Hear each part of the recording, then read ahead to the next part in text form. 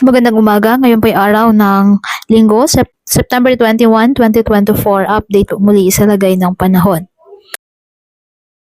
Nakalabas na po ng Philippine Area of Responsibility ang bagyong dating si Igme ayon sa Pag-asa. Sa kasalukuyan, wala nang minomonitor na bagyo o low pressure area sa loob ng ating PAR. Samantala, nakaka-apekto pa rin ang southwest monsoon o habagat sa ating bansa. Ngayong araw, dahil po sa nasabing habagat, asahan ang occasional rain sa Batanes at Babuyan Islands. Asahan naman po ang maulap na halangitan na may kalat-kalat na pag-ulan at thunderstorm sa Metro Manila, nalalabing bahagi ng Luzon at Western Visayas na dulot pa rin ng habagat.